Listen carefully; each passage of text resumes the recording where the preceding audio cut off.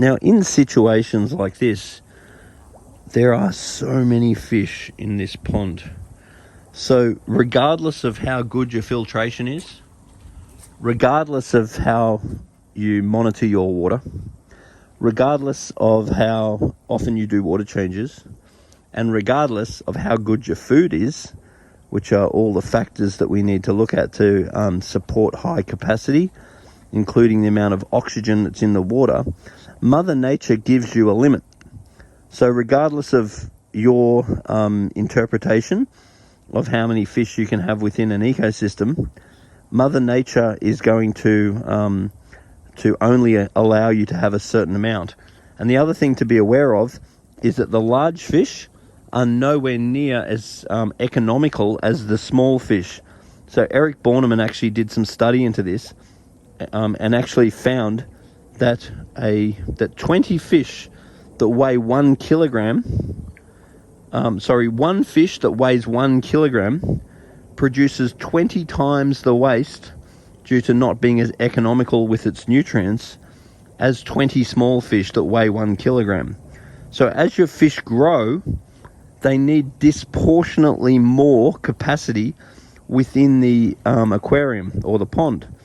And so what you need to know is as your fish are breeding, like these ones, there's babies everywhere, they're going to eventually breed themselves out of capacity. So you've got a few choices. One is just reduce the fish. As you get more fish, get some out, let them grow. Get more fish, get some out, let them grow. And then you're creating something sustainable because there's nutrient out in regards to removing fish. So the other things that you can do is make sure you've got very good oxygen, which this pond clearly does. Make sure you've got plenty of good filtration, which this pond clearly does. And make sure that you feed good quality foods, which this pond does. So once again, the things that you can affect is how many fish are in the pond, because you can cull some out. What your water quality is when you test it.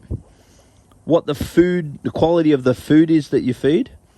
How often you do water changes, and how much filtration and aeration you've got.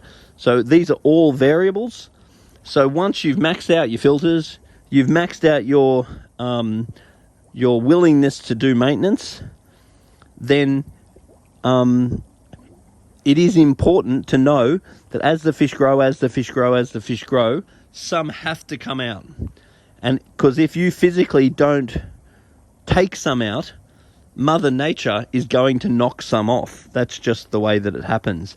And she might do that by the odd one dying, or she might do that by sending a disease and wiping half of them out.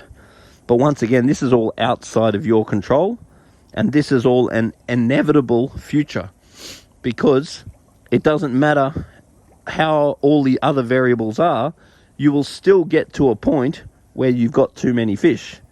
So in a good, healthy, wonderful environment, that's something that you just need to be aware of, because if the fish keep growing and the fish keep breeding, something has to give. So the easiest thing to give is you just get out the ones that are maybe not your favorites, trade them in back at the fish store, give them to your friend, whatever you want to do, and then you can keep the fish nice and healthy. So how do you know if you've got too many fish? Well, for a start, if all your fish are healthy and you're not losing any fish and all your tests are good and you're feeding good food, then it's not broken, so you probably don't have to fix it. But this is a temporary situation, because if everything is good, your fish are going to grow. And then if they're going to grow, eventually they're going to outside their capacity. So things that you're looking for, if the fish start to get like goldfish pox, which is these little blemishes on the skin, that's an indication that you've got too many fish in there. If you're mysteriously losing some fish, that's an indication. And then the other thing is, if the fish are not growing, that's an indication, because lots of fish are going to be producing pheromones and phenols and various things in the water which are going to stunt the fish's growth. So if you could take a photo of your fish, post it on Facebook, that's good because it's time stamped. And then if you did that every few months, or posted a little video, hey, look, check out me fish, then Facebook actually gives you reminders. And when you look at those reminders, go, hey, look, there's my fish. And if you don't come out here and in sort of 3 to 6 months' time, they're not a little bit bigger, then if they're not growing, they're dying. That's sort of just how it comes down to. So if you don't notice any growth within, let's say, 6 months, then maybe that's indicating a problem. So maybe the easiest solution is reduce your fish stocks, allow room for the fish to grow. In 6 months' time, repeat.